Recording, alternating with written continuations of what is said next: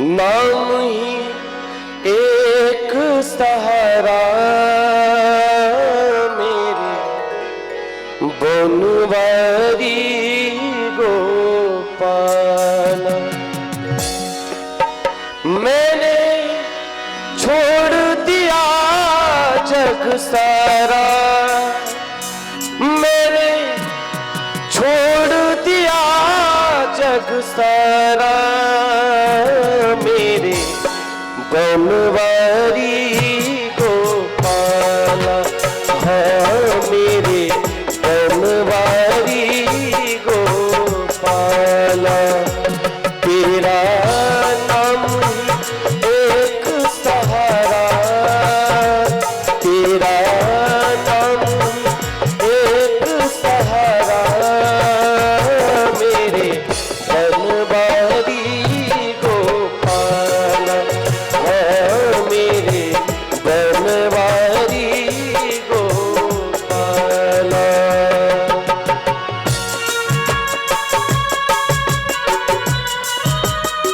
जय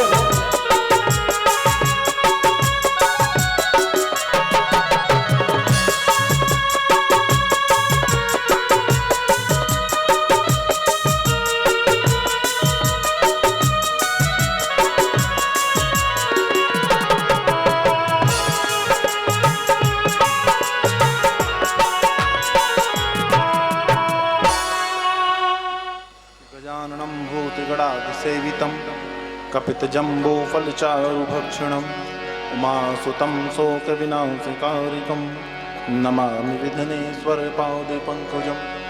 सर्वमङ्गलमाङ्गल्ये शिवे सर्वाधिसाधिके शरण्यत्र्यम्बके गौरी नारायणी नमोऽस्तुते। वसुदेवसुतं देवं कंसचाणूरमर्दनं देवकी परमानन्दं कृष्णं वन्दे जगद्गुरुं, कृष्णं वन्दे जगद्गुरुं। चलो सखी तहाँ जाइए जहाँ बसे ब्रजराजू, गौरस बेचते हरि मिले एक पंथ दो काजू। वृंदावन के केवटा आओ नंद मुरारू, नौका डरी मझधारू में कर दो बेड़ा पारू। राधा तू बड़ी भागनी कौन तपस्या कीन्ह, तीन लोक की संपदा अपने वश कर लीनो। बोलिए वृंदावन बिहारी लाल की जय। अनंत कोटि ब्रह्मांड नायक करुणा वरुणालय राजाधिराज भगवान राघवेंद्र के चरणारविंद, अनंत बलवंत हनुमंत लाल जी के चरणारविंदों को प्रणाम करते हुए माँ राजराजेश्वरी बाला त्रिपुर सुंदरी भगवती जगदम्मा कलकल वाहिनी नर्मदा जी के चरणारविंदों को प्रणाम करते हुए मंच पर उपस्थित यज्ञ विद्वान जन, सभी संगीत विशारद, अभी जिनकी कथा से आप आह्लादित हो रहे थे, हमारी छोटी बहन प्रिया प्रदर्शनी जी, मेरे बाद जिनका उद्बोधन आप और मैं श्रवण करेंगे, परम पूज्य प्रातः स्मरणीय पूज्यपाद गुरुवर अखिलेश मणि शांडिल्य जी, आप सभी जनमानस मातृशक्ति, आपके हृदय पर बैठे हुए परमात्मा को नमन करते हुए आइए 2 मिनट भगवान का संकीर्तन, उसके बाद देखते हैं बात किस तरफ जाती है। सीताराम सीताराम राधे श्याम राधे श्याम, सीताराम सीताराम राधे श्याम राधे श्याम, सीताराम सीताराम राधे श्याम राधे श्याम, सीताराम सीताराम राधे श्याम राधे श्याम, सीताराम सीताराम राधे श्याम राधे श्याम, सीताराम सीताराम राधे श्याम राधे श्याम। बोलिए राजा रामचंद्र भगवान की जय हो, नर्मदा मैया की जय हो। अभी आप दीदी से बढ़िया कथा सुन रहे थे। जब भगवान का वनगमन हुआ उसके पहले की एक घटना हुई। भगवान वन पे गए, ऋषियों से मिल रहे थे, उसके पूर्व एक घटना हुई। भरद्वाज जी ऋषि के एक शिष्य थे,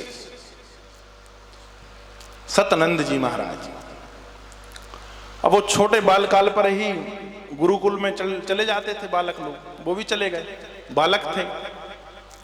तो भरद्वाज ऋषि के पास एक सालग्राम की बटैया थी, इतनी बड़ी बटैया, समझते हो, जो गोल रहे चारों तरफ से, सालग्राम की थी। उनने कहा इसे ले जाओ, नदी में जाके स्नान कर लाओ। उनका ठीक है महाराज जी, रोज ले जाते थे। एक दिन क्या हुआ, जिस मार्ग से जा रहे थे उसमें एक जामुन का पेड़ था, ठीक है ना। तो बटैया बढ़िया इतनी बड़ी रहती है सालग्राम की, जितनी बड़ी बड़ी जो है जामुन रहती है उतनी बड़ी, और वैसे ही रंग रहता है, काली जामुन बढ़िया चमकती है, वैसे ही सालग्राम भी चमकते हैं। तो अब बालक तो बालक, उनने देखा कि जामुन अच्छी लगी, तो उनने कहा कि एक बार मार के देखा जाए यही सालग्राम से, जामुन गिर जाएंगी और उठा लेंगे सालग्राम। तो मारा तो जामुन तो गिर गई, सालग्राम को नहीं देख पाए किस तरफ चले गए। अब जामुन खाते समय जब तक जामुन थी जब तक तो ठीक है, बाद में याद आया कि गुरुजी के सालग्राम ढूंढना है, बहुत ढूंढे नहीं मिला, तो एक पकी पकाई जामुन वैसे ही उसको लाकर वहीं रख दिए जहां पर सालग्राम रखे जाते थे, और उसमें टीका चंदन लगा दिए। अब जामुन रात भर में पुचक गई यार, जैसे हो जाती है। दूसरे दिन गुरु ने कहा क्यों, ये सालग्राम जी कहाँ गए? तो बड़े अच्छे से उस संत ने कहा कि महाराज ऐसा है कि तुम चंदन तुम पानी, और सालग्राम सड़ गई तो हम का जानी।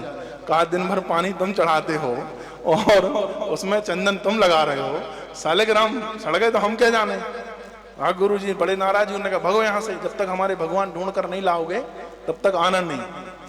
कहा जाता है कि जब भगवान का वनगमन हुआ तो सबसे पहले वही संत मिले और कहा प्रभु मेरे गुरुजी ने मुझे निकाला था, आज मेरे साथ चलो, मैं अपने गुरुजी को कहूंगा कि एक सालग्राम की बटैया घुमाई थी मैंने, आज 3 लोगों को ले जाकर दे रहा हूं। तो लक्ष्मण जी, राम जी और सीता जी तीनों को ले जाकर जब भरद्वाज मुनि से मिला दिया है, तब जाकर कहा कि महाराज अब मैं आश्रम में रह सकता हूं क्या? आप कहा अब तो कोई बात ही नहीं, साक्षात परमात्मा को लान दिया। तो ऐसे अनेक घटनाएं हुई हैं। आइए, मैं बात ये करने चाह रहा था कि हमें ये सोचना चाहिए, कई बार आदमी को क्षुब्ध जब होता है, जब आयु निकल जाती कि अब क्या करें, अब तो आयु भी निकल गई, भगवान का नाम कभी लिया नहीं, जाप कभी किया नहीं, अनुष्ठानों में शामिल हुए नहीं, यज्ञ आदि में शामिल नहीं हुए, अब क्या होगा। तो ऐसे ही एक बार क्या हुआ कि नर्मदा खंड पर एक यज्ञ हो रहा था, और वहां पर एक चंचुला नाम की स्त्री पहुंचती है। चंचुला नाम की स्त्री पहुंचती है, पेशे से गणिका थी और वृद्धापन आ गया तो बूढ़ी हो गई। तो अब जब आप नर्मदा जी के खंड पर पहुंची, उस यज्ञ में शामिल हुई, तो आचार्य लोग बता रहे थे, उस दिन नरक का वर्णन चल रहा था। तो नरकों के वर्णन में उन्होंने बताया कि ऐसे ऐसे नरक होते हैं, ये कृत करने वाले आदमियों को सब भोगना पड़ता है। तो बड़ी दुखी हुई और बेबल होकर एक तरफ जाकर रोने लगी कि मैंने जीवन में कभी परमात्मा का नाम नहीं लिया है, पैसे से वैश्या रही हूं, मेरा तरण तरण कैसे होगा। तो पता चला कि उसी समय नारद जी आए, और नारद जी वहीं से निकल रहे थे। गणिका को रोता हुआ देखकर उसके पास गए, उसका नाम था चंचुला। उसके पास गए, कहा देवी क्यों रुदन कर रही हो, और एकांत वन में बैठी हूं, जहां कथा चल रही है वहां से बहुत से लोग बैठे हुए हैं, वहां जाकर क्यों नहीं बैठ रही। कहा महाराज वहीं बैठी थी, और अभी अभी मैंने कथा में सुना है कि इन गति करने वाले व्यक्तियों को इस नरक में जाना पड़ता था। सारे नरक ऐसा लगा जैसे मेरे आंखों के सामने दिख रहे हो, और मुझे भोगना पड़ेगा। तो बड़ा दुख हो रहा है कि पूरा जीवन निकल गया, वृद्धापन आ चुका है, अब मेरा तरण तारण कैसे होगा। नारद ने कहा जो हो चुका उसके लिए पछताना क्या, जो है उसे संभाल लो। नियम भी यही कहता है कि जो है उसे संभाल लो, जो बीत गया छोड़ो, आज से ही प्रण ले लो। तो कहा कैसे, तो कहा जहां तू बैठी वो तीर्थों का महाक्षेत्र है, सारे तीर्थ यहां पर पवित्र होने आते हैं, ये नर्मदा खंड है, तू यहीं रह निवास कर, और कल से मिट्टी के पार्थिव शिवलिंग बनाना और उनका पूजन करना, और शाम के शाम नर्मदा जी में प्रवाहित कर देना। तो कहा ऐसे कुछ हो सकता है। तो नारद ने उपाख्यान दिया, उसने कहा इससे सब कुछ हो सकता है, जिसके यहाँ पुत्र ना हो 51,000 शिवलिंग बनाकर नर्मदा जी के यहाँ पर पूजन करके प्रवाहित कर दे, पुत्र हो जाएगा। जिसके यहाँ संतान ही होती ना हो 25,000 शिवलिंग बनाकर नर्मदा जी में प्रवाहित कर दे, संतान हो जाएगी। जिसके यहाँ धन की कमी है वह निरंतर 2.5 साल तक शिवलिंग बनाए, उसके यहाँ पर धन आने लगेगा। कहा जिसे सर्विस चाहिए, रोजगार नहीं मिल रहा है, व्यापार में तरक्की नहीं मिल रहा है, 3.5 साल तक शिवलिंग बनाकर रोज पूजन करे और नर्मदा जी में प्रवाहित करे, तो कहा कि रोजगार और धन मिलने लगेगा। कहा शत्रु बहुत परेशान कर रहे हैं, अधिक शत्रु बढ़ गए हों तो शिवलिंग बनाए और उसमें राई के फूल चढ़ाए, और जब राई के फूल ना मिले तो राई चढ़ाए। कहा ग्रह आदि बहुत पीड़ा कर रहे हों तो शिवलिंग पर उड़द के दाने चढ़ाए तो ग्रह आदि की पीड़ा छूट जाएगी। कहा रोग हो गया हो तो सफेद चंदन जो है शिवलिंग पर पोतने लगे। जैसा आप लगाते हो तो 3 लाइन लगाते हो, अब जैसे कोढ़ आदि है या पूरे शरीर में रोग हो रहे हो या 6 रोग तो उसे पूरे शरीर में पोतना है, मतलब शिवलिंग पर पोतना है। कहा जिसकी जीवन रेखा टूटी हो तो दही रख के शिवलिंग पर हाथ से मला कर, तो जो आने वाले अल्पायु की घटनाएं वह नहीं होंगी। ऐसा पूरा नारद उपाख्यान है शिव महापुराण में। यह सब उसको सुनाया चंचला को, और कहा शिव पूजन करने वालों को यम की त्रासना कभी भोगनी नहीं पड़ती। तेरे लिए तो विमान आएगा पगली। कहा तू शिव जी का पूजन तो करना चालू कर। कहा जाता है चंचला ने नारद जी की बात मानकर रोज जो है एक शिवलिंग बनाती, उनका जो है पूजन करती और पूजन करने के बाद प्रवाहित कर देती। ध्यान रखिए, यदि दुर्गा का पूजन करोगे तो सिंगार की आवश्यकता होगी। सिंगार चढ़ाना पड़ेगा कि नहीं भाई? आप लोग चढ़ाते हो। 9वें दिन कहा खीर पूड़ी भी चढ़ानी पड़ेगी। विष्णु का पूजन करोगे तो 16 उपचार होता है, अनेक प्रकार की राजसी सामग्रियां चढ़ती हैं।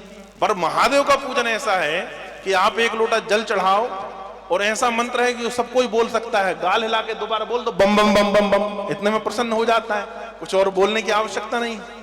समझ गए बस। और कहा जो चीजें शिव जी को चढ़ती हैं वो कहीं मिल जाती हैं। धतूरा कहीं भी लगा रहता है, अकौआ कहीं भी लगा रहता है, बिना पैसे की चीजें चढ़ती हैं। समझ गए।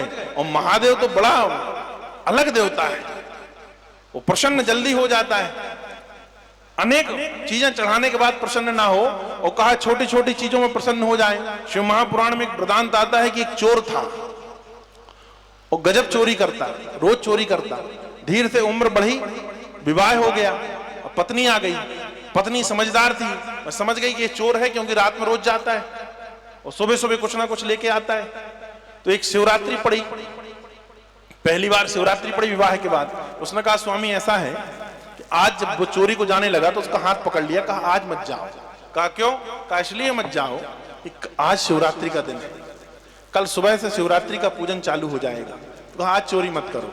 उसने भी कहा कि विवाह हुए लगभग 8-10 महीने हो गए, पहली बार कुछ मांगा है, चलो आज नहीं जाते। नहीं गया। सुबह उसने जगाई कि सुबह हो गई, उठो शिव मंदिर गांव पर है, कभी गए हो? कहा आज तक तो नहीं गए। कहा आज ले जाओ, 1 लोटा जल चढ़ा के आओ। तो गया जल चढ़ाने के, जैसे आपके यहाँ पर शिव मंदिर है तो जल चढ़ाने जैसे ही गया तो पहली बार तो शिव मंदिर अंदर गया था। तो उसने कहा सुनो ये जल चढ़ा देना, उसके बाद प्रणाम करना और घंटा बजा के लाना, घंटा बजा के आना। बोला ठीक है। गया जल चढ़ाया। जल चढ़ाने के बाद पर जैसे ही ऊपर घंटा बजाने को हाथ किया तो देखा तो वो सोने का था। अरे बोले वाह, मेरी पत्नी तो बहुत समझदार है, मैं तो साल भर चोरी करते कितना लाया हूं। उसने ऐसी जगह भेजी है जहां ये मिल जाए तो बोले जीवन भर का काम चल जाए। तो बहुत कोशिश करने के बाद, क्यों घंटा नीचे लटका रहता है, चैन ऊपर बंधी रहती है, अब चैन तक कैसे पहुंचे? तो उसने कहा कि एक काम किया जाए, लोटा में देखा तो आधा लोटा पानी बचा था, तो कहा शिवलिंग के ऊपर खड़ा हो जाए और चैन छोड़ ली जाए, उसके बाद उसमें जो पैरों के निशान पड़ जाएंगे उसे पानी से धो दूंगा। खड़ा हुआ शिव जी पर, और जैसे ही घंटा छोड़ा और छोड़कर नीचे उतरने वाला था कि शिव जी प्रसन्न होकर प्रकट हो गए। कहा मांग, क्या मांगना चाहता है? अब चोर को लगा कोई आदमी आ गया तो भागने लगा, तो महादेव जी ने हाथ पकड़ लिया। कहा रुक, कहां जा रहा है? कहा प्रभु मैं एक चोर था और यहाँ पर आया था और ये घंटा सोने का था। बोले इसका क्या करेगा? बोले ये मिल जाए तो जीवन भर चोरी नहीं करूंगा। तो महादेव ने कहा बस इतनी सी बात, ले जा। घंटा दे दिया, उसने प्रणाम किया और चला गया। भगवती आदिशक्ति जगदम्बा पार्वती ने पूछा कि महादेव आपकी विचित्र लीला है, सुबह से अनेकों भक्त आए, किसी ने दूध चढ़ाया, किसी ने दही चढ़ाया, कोई ने फूल चढ़ाया, कोई ने माला चढ़ाई, कोई ने नाना प्रकार की भोग की सामग्री चढ़ाई, तुमने उनको प्रसन्न होकर दर्शन नहीं दिए। ये चोर आया, 2 लात और मारा और तुम्हारे मंदिर का घंटा ले गया, इसे प्रसन्न होकर घंटा आपने घंटा दे दिया और दर्शन भी दिया। महादेव ने कहा देवी ऐसा है कि वो सब आए और सबने नाना प्रकार की सामग्री लाए, पर वो दूसरे के यहां से लाए या अनेक जगह से लेके आए। ये बेचारा तो पूरा मेरे ऊपर चढ़ गया, इसके पास बचा क्या? ये तो स्वयं चढ़ गया मेरे ऊपर। तो कहा कि महादेव तो महादेव है, किसी भी चीज में प्रसन्न हो जाते हैं। समझ गए? और वो ये भी नहीं देखते कि क्या देना चाहिए, जो जो मांगता है सब दे देते हैं। ठीक है ना? जो जो चाहिए, यहां भी नहीं देखा कि बाद में अपना खुद का नुकसान करा लेंगे, पर दे देते हैं। तो कहा कि शिवलिंग बनाकर नर्मदा जी पर के किनारे चंचुला जो है रोज शिवलिंग प्रवाहित करने लगी। उम्र बीती, मृत्यु का समय आया, मृत्यु हुई तो उसके प्राणों को लेने के लिए यमराज के दूत आए, और जब वो प्राण निकालने लगे तब तक भगवान शिव के गण आ गए। उन्होंने कहा ये कैलाश पर्वत जाएगी, यह शिवदासी। कहा महाराज इसने पूरे जीवन कहा कि वैश्यावृत्ति की है, अब ये शिवलोक कैसे जाएगी? कहा सुनो, यदि पूरे रजिस्टर भर में कोई चीज लिखी जाए और नीचे लिख दिया जाए काट कर ये शेष सामग्री नहीं देना है, ये भर देना है, तो कहा नीचे का माना जाता है, जो शेष बचा रहता है वो महत्वपूर्ण है। इसने पूरे जीवन क्या किया था उससे कोई मतलब नहीं, मरते समय शिव की दासी होकर मरी है, इसलिए शिवलोक को जाएगी। तो तात्पर्य यह है कि हमसे जितना बने उतना करना चाहिए। दूसरी बात, हम लोग तो सब किसान लोग हैं, तो हमारे लिए विशेष छूट है। विशेष छूट यह है कि सुबह और शाम सिर्फ गौ की सेवा करें। 2 पूरा चावल या 1 टुकनिया भूसा यदि आप गाय को देते हो तो जितने तृण गाय खाती है उतने आपके किंचित पाप नष्ट होते हैं, उतने किंचित पाप नष्ट होते हैं। कुछ बातें हमारे घर पर, ये छोटी छोटी बातें बताने के नहीं है, परंतु इनकी कमी के कारण हम कहीं और निकले जा रहे हैं और धीरे धीरे ये छूटा जा रहा है। कई घरों पर मैं देखता हूं कि नए जो शहर में बसे हुए लोग हैं वह ये भी नहीं जानते कि झाड़ू कैसी रखी जाती है, या झाड़ू को नहीं पैर मारा जाता। ये हम लोगों को सीखना पड़ेगा। झाड़ू लगाने का समय सुबह का है। कहा किसी कवि ने कि सुबह होने के पहले झाड़ू लग जानी चाहिए और संध्या होने के बाद झाड़ू नहीं लगाना चाहिए। दीपक जो है शाम होते समय हमारे दहलीज पर जल जाना चाहिए। ये सारे नियम जिन घरों पर हो, परमात्मा की कृपा जरूर होगी, परमात्मा की कृपा जरूर होगी। और जितना भी हो, जिसे भी आप मानते हैं, उस देवी देवताओं का पूजन होते रहना चाहिए। और जब भी हो, क्योंकि हम नर्मदा खंड के निवासी, तो हमें नर्मदा जी जरूर जाना चाहिए। और हमारे यहाँ तो एक और तीर्थ है जिसका नाम नंदिकेश्वर भगवान है, उनके लिए 2 कथाएं प्रसिद्ध है। कहा कैसे, कौन कौन सी? कहा पहली ये कि कोई संत अपनी मां के खत्म होने के बाद उनके फूलों को ले जा रहा था गंगा जी पर ठंडा करने के लिए, गंगा जी पे ठंडा करने के लिए जा रहा था। तो पहले तो निंगते ही जाना पड़ता था, भाई पैदल जाओ पैदल आओ। तो वह नर्मदा खंड से निकला, एक ब्राह्मण के यहां रुक गया। तो पहले रुकने की ज्यादा व्यवस्था तो नहीं थी, तो जहां पर सार थी, गौशाला थी, उसी पर उसे रोक दिया कि रुक जाओ भाई, यहीं रुक जाओ, कल चले जाना। रुक गया। रात में वह क्या सुनता है कि उस ब्राह्मण ने जब गौ को लगाया तो गौ लगाते समय बछड़ा ने थोड़ी हरकत की तो उसने बहुत पीटा। और सुबह सुबह वो गाय जो है उस बछड़े से कह रही थी कि देख, तेरा कल पीटना मुझे देखा नहीं गया, मेरे सामने मेरे पुत्र को पीट रहा था, मुझसे देखा नहीं गया। आज यदि उसने तुझे मारा तो मैं उसका वध कर दूंगी। तो बछड़ा गाय से कहने लगा कि मां फिर तुम्हें ब्रह्म हत्या लग जाएगी। तो कहा उसका उपाय भी मैं जानती हूं। एक नर्मदा के किनारे ऐसा स्थान है जहां नहाने के बाद पर ब्रह्म हत्या छूट जाया करती है। एक गाय और बछड़े का संवाद था। वो जो संत सोया था पास में, जो अपनी मां के फूलों को लेकर जा रहे थे, उन्होंने कहा ऐसा दिव्य स्थान तो देखना था, देखते हैं कल क्या घटना हुई। दूसरे दिन ब्राह्मण ने फिर बछड़ा को मारा, गाय से रहा नहीं गया। गाय ने अपने गिरमा को खींचते हुए पहले वहां से खूंटी से निकाला और अपने सींग जो है ब्राह्मण के पेट पर पेल दिए। ब्राह्मण मर गया। गाय सफेद थी, ब्रह्म हत्या के प्रताप से काली हो गई और गाय चली पीछे पीछे बछड़ा। ये संत ने भी अपनी पुटकिया उठाया और गाय के पीछे चली गई। कहा जाता है नर्मदा जी के किनारे 2 धारा के पास पर नंदिकेश्वर कुंड था। वहां गया, वहां गाय गई, संत भी पीछे पीछे गया। तो वह क्या देखता है कि गाय गई और उसमें जाके स्नान किया, इस तरफ से उस तरफ, उस तरफ से इस तरफ हुई और जैसी सफेद थी वैसी हो गई। अर्थात नर्मदा जी के उस कुंड का प्रताप से वह ब्रह्म हत्या से मुक्त हो गई। ये वो संत देख रहा था। उसने भी वहीं स्नान किया, प्रणाम किया, अपनी पोटकी उठाया, जाने लगा। तो कहा जाता है कि वो बैसाख सप्तमी का दिन था, जिस दिन गंगा सप्तमी आप लोग मना रहे हैं। जब वह जाने लगा तो निर्मल मन वाला व्यक्ति रहा होगा, तो गंगा जी वहां प्रकट हो गई और ने कहा कि मूर्ख, तू कहां मेरे पास जा रहा है? मैं तो आज गंगा सप्तमी में यहीं मिलने आई हूं, और यदि तू अपने माँ के फूल यहीं विसर्जित कर दे तो वह दिव्य धाम जाएगी। और संत ने गंगा जी को प्रणाम करते हुए अपने माँ के जो फूल लिए थे वह उस कुंड में प्रवाहित कर दिया। वह क्या देखता है कि दिव्य विमान आया और उसकी माँ बड़ा आशीर्वाद देते हुए उस विमान पर बैठकर सीधे बैकुंठ को गई। तो ये महान पाप करने वाले लोग भी यदि नर्मदा जी पर बशर्ते संकल्प ये होना चाहिए कि इसके बाद ये गलती नहीं होगी, और गलती यदि धोखे से हो जाए तो परमात्मा माफ कर देता है।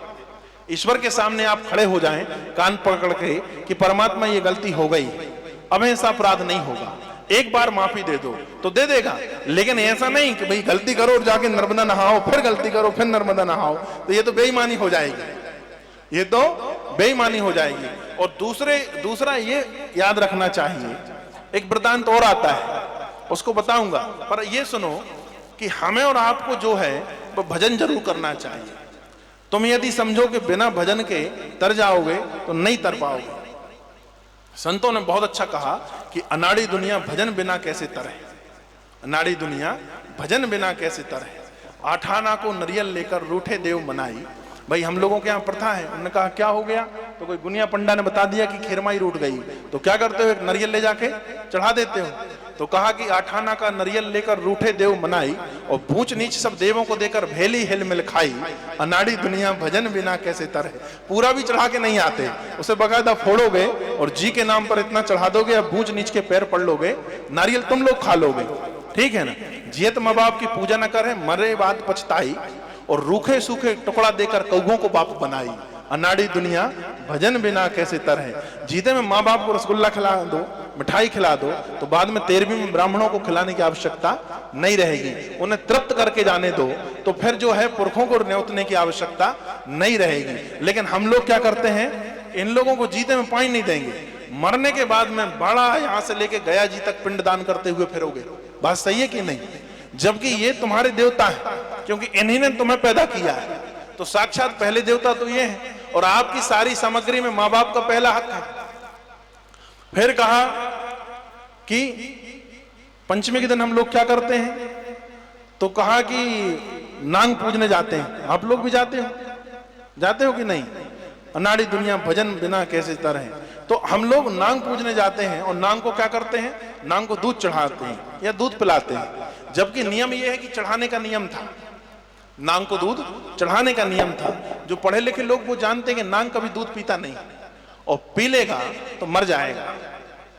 नांग का खून मीठा होता है, नांग का खून मीठा होता है, और जिनका खून मीठा होता है वह दूध से बचते हैं, उन्हें दूध पिला दिया जाए तो मर जाएगा। और नांग का खून मीठा होता है इसलिए चींटी लगती है, नांग को चींटी लग जाती है ना, इसलिए लगती है कि उसका खून मीठा होता है। चींटी सहस्त्र होई एक संगा, फाड़ खाई मनियार भुजंगा, बाबा जी ने कहा। तो वो चींटियां क्यों लगती हैं कि उसका नांग का दूध मीठा होता है, खून मीठा होता है, और दूध पीने से मर जाएगा। लेकिन हमारे यहाँ प्रथा चल गई कि उसे दूध पिलाने जाएंगे, जबकि चढ़ाने का नियम था। और मान लो नांग पंचमी का दिन ही हो और अभी अभी तुम दूध चढ़ाकर लौटे हो और घर पर सांप निकल जाए तो ठीक है ना। तो जियत सांप की पूजा न कर है, बामी पूजन जाई। और जियत सांप जब घर पर निकलो ले लाठी धमकाई, अनाड़ी दुनिया भजन बिना कैसे तरे। तो पंचमी के दिन मार दोगे नहीं मार दोगे? तो सत्संग करिए, भगवान का भजन करिए। भगवान का भजन के बिना तरण तारण नहीं हो सकता। जब तक आप तप नहीं करेंगे तब तक आपको प्राप्ति नहीं होगी, तब तो करना पड़ेगा भाई। आप जब सोचें कि आप ना करें, आपके बदला दूसरा कर ले, तो भी वह चीजें प्राप्त होने वाली नहीं है। ये वृतांत आता है कि हमारे यहाँ एक भगवान है, शिव जी है, उनका नाम है नंदिकेश्वर भगवान। वहीं जहां पर ये ब्रह्म हत्या छूट जाया करती है, गौ हत्या छूट जाया करती है, वहां प्रताप है कि नंदिकेश्वर भगवान वहां स्थापित है। और उनके लिए कथा आती है कि नंदिकेश्वर भगवान के यहाँ पर नंदी ने तपस्या की थी, और नंदी की आयु मात्र 12 वर्ष की थी, मात्र 12 वर्ष की थी।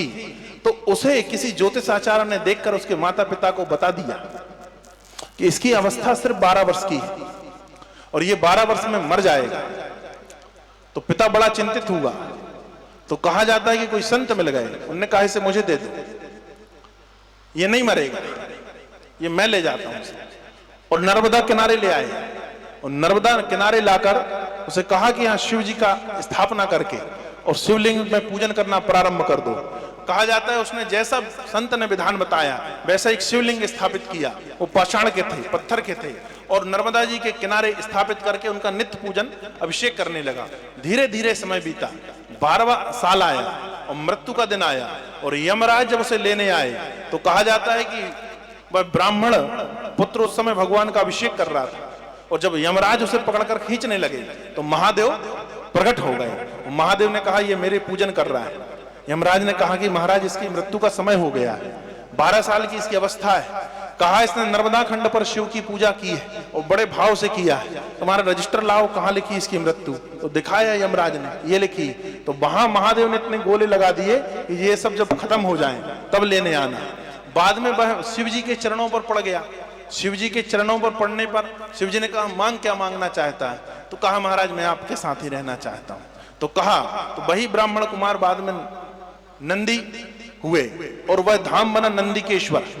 तो उस धाम की एक प्रथा है, एक रीति है कि जो जितना भी 6 काम करके जाए, धोखे से कोई घटना हो गई है, वहां जाके स्नान करे तो वह पाप से मुक्त हो जाता है, वह पाप से जो है वह मुक्त हो जाता है। तो कहने का तात्पर्य यह है कि किसी ना किसी रूप से परमात्मा से जुड़े रहना चाहिए, परमात्मा से जुड़े रहना चाहिए। यदि आप अपने आप को परमात्मा से जोड़कर रखते हैं तो परमात्मा आपका कल्याण जरूर करेगा। और परमात्मा कल्याण ऐसा करता है, आप ये समझिए कि परमात्मा तो आपके पुत्रों से ज्यादा आपका कार्य करने के लिए उद्यत होता है। एक बार आपके पुत्र पुत्री आपका कहना नहीं मानेंगे, पर परमात्मा हर समय आपका कहना मानता है। और संतों ने पाया भी है, संतों ने पाया भी है। ऐसा नहीं है कि यह सतयुग की बात हुई। अभी आप जाकर देखिए तो कहा कि ब्रज की एक घटना है, ब्रज की एक घटना है, उस घटना ने पूरे ब्रज के नियम को बदल दिया है। सारे मंदिरों में ब्रज में जाएंगे आप तो जो मंगला आरती होती है, जो सुबह की आरती होती है, वह कितने बजे होती है? तो कहा 4 बजे। पर बांके बिहारी मंदिर एक ऐसा मंदिर है जिसकी सुबह की आरती 9 बजे होती है। कहा क्यों? कहा कि वहां पर कोई संत गए ब्रज से और किसी गांव पर कथा सुनाई, तो एक छोटा सा बालक बैठा था, वह उस कथा से इतना प्रभावित हुआ कि वो ब्रज जाने के लिए सोचने लगा और उन्हीं संत के साथ आ गए। संत बांके बिहारी मंदिर के थे तो मंदिर में ले आए उसे। वो गौ आश्रम में रहने लगा, जात का यादव था। तो कहा कि तुम क्या करोगे? तो कहा हम गाय बहुत अच्छी चरा लेते हैं। तो कहा बस तुम गाय चराया करो। तो गाय चराने लगा। अब जिस दिन भगवान की जन्माष्टमी होती है उस दिन उसे कोई कलेवा देने नहीं गया, भूल गए, पंडित लोग भूल गए कि भाई ये गाय चराने गया है, इसे कोई देना चाहिए, कुछ भोजन पहुंचाना चाहिए, भूल गए। तो ठाकुर खुद उसके लिए कलेवा लेके गया। कलेवा समझते हो? नाश्ता, नाश्ता लेके गया। अब कलेवा लेके गए और छोटा सा स्वरूप भगवान का, क्योंकि भाव से सच्चा आदमी था, तो बांके बिहारी को साक्षात परमात्मा मानता था कि इस मूर्ति में भगवान है। तो वो गया वहां पर, भगवान जी पहुंचे उसके पास और कहा कि ये कलेवा लो।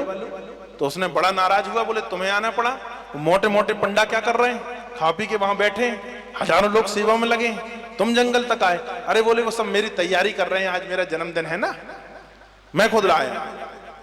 तो वो उसने भी बढ़िया भोजन लिया और शाम को आया और आके लठ लेके गया, और जो उसको भोजन देने जाते थे उन्हें 2-2 लठ चमकाया। कहा तुम बड़े बदतमीज आदमी हो, आज परमात्मा को खुद मेरे लिए परेशान होना पड़ा, तुम कहां रहे आए अभी तक? तो वो सब गए महंत जी के पास, बताया, उन्होंने कहा ये पगला गया है, आज हमें मार रहा है और ये कह रहा है कि तुमने मुझे आज भोजन नहीं दिया, तुमने मेरे लिए कलेवा नहीं लाया, तो स्वयं बिहारी जी को लेकर आना पड़ा। तो क्या ऐसा हो सकता है क्या? तो महंत ने कहा भोला है, मैं समझाता हूं। उसे बुलाया और कहा बेटा तनिक ये बताओ कि तुम कहते हो कि बिहारी जी तुम्हारे लिए कलेवा लेके गए थे? बोले हाँ गए थे महाराज श्री। बोले सबूत क्या है? तो उसने वो जो पीताम्बरी में भगवान ने उसके लिए कलेवा बांध कर ले गए थे वो दिखाया कि ये पीताम्बरी देखो। महंत जी ने वो जो अंगोछा था वो भगवान की धोती से मिलाया, तो पता चला जो आज सुबह के श्रृंगार में अंगोछा डाला गया था बिहारी जी को, वही अंगोछा वहां पर कलेवा लेकर पहुंचे। तो वो अंगोछा मिलाया, कहा ये तो महापुरुष है, जिसके लिए स्वयं बिहारी जी जाएं, ये तो महापुरुष है। तो अब सेवा बदल दी गई, कहा आज से तुम जो है वो वहां पर नहीं जाओगे गाय लेकर। बोले महाराज जी मैं क्या करूंगा फिर? कहा आज से तुम दरवानी बनकर यहां दरवाजे पर रहोगे, भगवान की दरवानी बनकर दरवाजे पर रहो। तो दरवाजे पर रहने लगे यादव जी। समय बीता। अब एक दिन रात में जो है निकुंज वन के लिए भगवान निकलते हैं राधा रानी के साथ पर। तो निकले, जब निकले तो इन्हें देख लिया, जब निकले तो देख लिया, और रात में लौटे 3 बजे। 3 बजे आए और 4 बजे से पंडा लोग जो है वो बाजा बजाने लगे। तो इसने लठ लेके सबको दौड़ा दिया कि थोड़ी देर सो लेने दो, अब भी 3 बजे आए, अब भी 3 बजे आए हैं, कहने लगे सो लेने दो थोड़ी देर, अभी सुबह सुबह उठाओगे, सोए हुए आदमी को नहीं जगाना चाहिए, 9 बजे जगाना। वो पंडा लोग गए दौड़ते हुए महंत जी के पास, कहा वो आज तुम्हारा यादव फिर बोरा गया है, आज कह रहा है भगवान को सोने दो, 3 बजे आए, मैं दरवानी हूं, मैं दरवाजे पर रहा हूं, मैंने देखा। बोले समझाओ उसको, 4 बजे मंगल आरती होती है। आए, उनने कहा कि भाई ये बताओ, कहा हाँ मुझे पता है तुम सबूत मांगोगे। बोले हाँ। बोले जब यहां से राधा रानी जा रही थी ना, इनको हाथ पकड़ के ले जा रही थी, तो उनके दाहिने पैर की पायल गिर गई है, देखो ये पकड़ो पायल। पंडित जी को, जो महंत जी उनको पकड़ा दिया। अब वो पायल देखी, बोले जाके मिला लो ये पायल राधा रानी की है कि नहीं। तो महंत बाके बिहारी मंदिर से जो है राधा रानी के मंदिर में पहुंचे बरसाना, और बरसाना के पंडों से कहा कि क्यों, थोड़ा राधा रानी के चरणारविंदों का दर्शन करना है, दिखाना जरा। तो दिखाए तो एक पैर में पायल थी, एक पैर में पायल नहीं थी, और पायल वही थी, वैसे ही थी जैसे उनके हाथ में उस दरवानी ने दिया था, उस यादव ने दिया था। और वहां पर जो भगवती पायल पहनी थी वह पायल भी वैसे ही थी जैसे उनके हाथ में थी। तो उन्होंने कहा कि ये पायल है राधा रानी की, गिर गई थी, इनको दो। वहां से लौट कर आए और कहा ठीक है, तुम क्या चाहते हो, सुबह की मंगल आरती कब की हो। तो कहा कि मंगल आरती 9 बजे की रखो। तो बिहारी जी की आरती जो है वह 9 बजे होती है, बाकी सब कहीं जो है आरती जो होती हैं बस सुबह 4 बजे हो जाती है मंगल आरती। एक नियम और है, और ये नियम भक्तों ने बनाया है, तो ये नहीं कहा जा सकता कि कलयुग चल रहा है तो परमात्मा ने दर्शन नहीं दिया।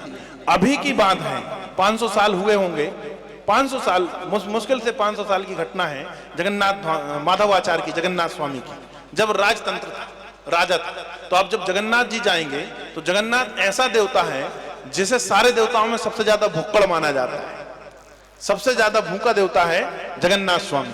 कहा क्यों, कहा सारे मंदिरों में मंगल आरती के पहले जिभी, ब्रश या दतूनी रखी जाती है, जल रखा जाता है, भगवान को उठाया जाता है कि उठो, उठते हैं, स्नान ध्यान होता है, मंगला आरती होती, पहली आरती, उसके बाद भोग लगता है। पर जगन्नाथ जी के यहां पर उल्टा है, वहां पहले सबसे पहले दही चूड़ा परोसा जाता है, सबसे पहले दही चूड़ा रखा जाएगा 4 बजे, वो पहले खाएगा फिर उठेगा। वो देवता ऐसा है कि फिर उठेगा, और उठने के बाद फिर मंगल आरती होगी, फिर भोग लगेगा। दिन भर में ऐसा मंदिर, एकमात्र मंदिर है जहां 12 बार भोग लगता है, बाकी के यहां तो सिर्फ 2 बार भोग लगता है, सुबह का भोग, शाम का भोग। जगन्नाथ स्वामी एक ऐसा देवता है जहां 12 बार भोजन चाहिए। तो कहा जाता है कि जब वहां पर माधवाचार्य थे तो है वो कृष्ण जी का ही मंदिर, भाई बलदाऊ जी, कृष्ण जी वहां पर अपनी बहन सुभद्रा के साथ बैठे, तीनों की मूर्तियां हैं। तो कृष्ण जी माधवाचार्य जी के ऊपर प्रसन्न हो गए, जो महंत थे। तो उनसे कहा कि महंत जरा रात में आना, मैं तुमसे बात करना चाहता हूं। तो महंत थे, माधवाचार्य जी थे। वो चले गए संत, उन्होंने कहा प्रभु क्या आदेश है। दरवाजा बंद हो गए, पट बंद हो गए। इसके बाद मुझे बुलाया, कहा इसलिए बुलाया कि मैं जब गोकुल में रहा हूं, वृंदावन में रहा हूं, तब मैंने बहुत चोरियां की है, मैंने बहुत चोरी की है, ठीक है ना, इसलिए मेरा एक नाम ही चोर है। पर जब से तुम्हारे उड़ीसा आया हूं, यहां पर कोई चोरी करने नहीं मिली, यहां पर कोई चोरी करने नहीं मिली। तो कहा क्या करोगे। तो कहा मैं चाह रहा हूं, मेरा मन हो रहा है। भाई जिसकी जो लत होती है, वह आदत होती है ना, अब तंबाकू खाने वाले को तंबाकू चाहिए, बीड़ी पीने वाले को बीड़ी चाहिए, ठीक है ना, हम लोगों को सत्संग चाहिए। तो ऐसे ही उनकी आदत जो थी चोरी करने की थी। तो जगन्नाथ स्वामी कहते हैं माधवा आचार्य से कि माधवा आचार्य जी मुझे एक बात बताओ, मैं चोरी करना चाहता हूं, तुम मेरे साथ चलो। तो माधवाचार्य ने हाथ जोड़कर कहा कि प्रभु मेरा बुढ़ापा आ गया है, अब मैं बूढ़ा संत हो गया, ये मेरे साथ ना करवाते तो अच्छी, मेरी जिंदगी ऐसे ही कट गई, अब थोड़ी और कट जाती। कहा नहीं तुम्हें सिर्फ सहयोग करना है, चोरी तो मैं करूंगा। तो कहा कब चलना पड़ेगा। कहा सुबह 4 बजे आ जाना, मैं तुम्हारे साथ चलूंगा। माधवाचार्य ने कृष्ण की बात मानी, जगन्नाथ स्वामी की सत्य घटना है ये। और उड़ीसा के इतिहास में जो मंदिर का इतिहास उसमें पढ़ने में मिल जाएगी। कहा कि सुबह सुबह पहुंचे माधवाचार्य और कहा कि चलो प्रभु, तो चल दिए। तो कहा चोरी कहां करने चले? तो कहा तुम बताओ। तो बोले पास क्या पड़ेगा जिसमें दिन ना निकल पाए? तो कहा यहाँ राजा का बगीचा है। हाँ, तो कहा चलो। अब राजा के बगीचा में चले गए। राजा के जैसे ही बगीचा में प्रवेश किया तो वहां बढ़िया तार लगे हुए थे, चौकीदार था। माधवाचार्य जी का बड़ा शरीर। तो कृष्ण जी ने कहा कि सुनो, मैं हाथ लगा देता हूं, तुम चढ़ जाओ।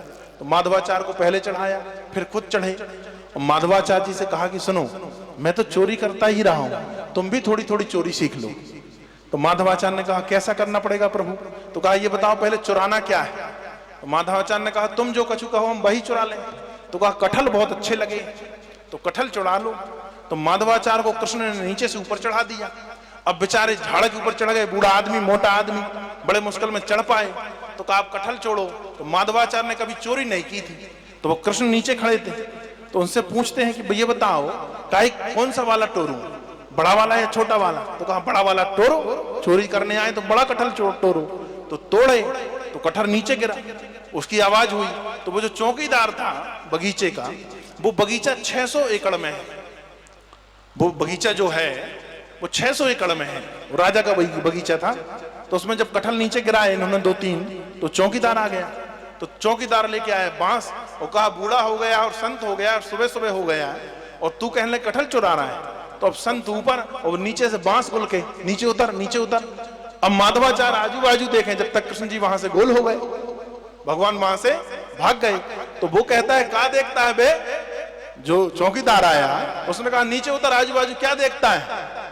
तो माधवाचार्य कहने लगे मैं उसको देखता हूं जिसने मुझे यहां पर लाकर फंसाया। भाई ले तो भगवान गए थे, मैं उसे देख रहा हूं जो मुझे यहां पर लाकर फंसा के कहां चला गया है। कहा वो कोई नहीं है यहाँ, तू खुद आया, नीचे उतर। नीचे उतरे माधवाचार्य।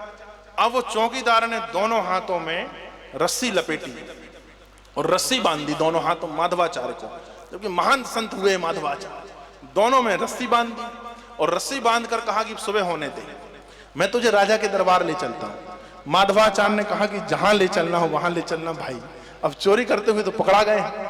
सुबह हुआ, अब वो रस्सी को ऐसा खींचता हुआ, बोली सदगुरु भगवान की जय, माधवाचार्य को ले गया। माधवाचार्य को ले गया। वहां से राजा सुबह सुबह सैर के लिए निकल रहा था। अब ये चौकीदार रस्सी को पकड़ते हुए खींच के चला रहा है, माधवाचार्य बंदे पीछे पीछे चले जा रहे हैं और घसीटते हुए ले जा रहा है रस्सी को। राजा ने देखा कि ऐसा लग रहा है जैसे माधवाचार्य हो और ये घसीटते हुए ला रहा है। तो जल्दी जल्दी आए, आगे चौकीदार से कहा क्यों क्यों क्या कर रहा है, किसे बांध कर ला रहा है? कहा राजन ये रात में तुम्हारे बगीचा में घुसकर चोरी कर रहा था, इसने कटहल चुराए। राजा ने कहा छोड़, माफी मांग। माधवाचार्य ने हाथ जोड़कर राजा से कहा कि सही में चुराए, पर चोरी किसने कराई? वो भाग गया, मैं क्या बताऊं कि कैसे आके फंस गया मैं। कहा कोई बात नहीं है, वह आज से बगीचा ही आपका, और वो 600 एकड़ का बगीचा उड़ीसा मंदिर के लिए उस राजा ने दान कर दिया, उड़ीसा नरेश ने दान कर दिया। बाद में जब माधवाचार्य पहुंचे और कृष्ण से कहा कि वाह प्रभु अच्छा फंसाते हो, तो कहा कि तुम्हारे भाग पर एक चोरी लिखी थी, पर तुम संत बन के बैठ गए थे, तो चोरी कैसे करते, और तुम्हें चोरी करते तो बड़ी सजा मिलती, इसलिए उसका फल मैंने छोटा कर दिया। तो ये भगवान की लीला होती है। तो ये नहीं है कि सतयुग में ही हुआ करती थी। बरमर विश्वास हो, सदगुरुओं की बात पर विश्वास हो, श्रद्धा हो, आप धर्म के रास्ते पर चलिए तो ईश्वर आज भी आपके साथ पर है और ईश्वर आपको वैसा ही काम करेगा जैसे आपके बाल गोपाल आपके लिए करते हैं। इन्हीं शब्दों के साथ मैं अपनी वाणी को विराम देता हूँ। पूज्य महाराज श्री का आगमन हो गया है, उनकी वाणी से हम और आप भगवत कथा का रसपान करेंगे। आइए दो बार भगवत नाम, उसके बाद पर महाराज श्री की कथा का श्रवण करेंगे।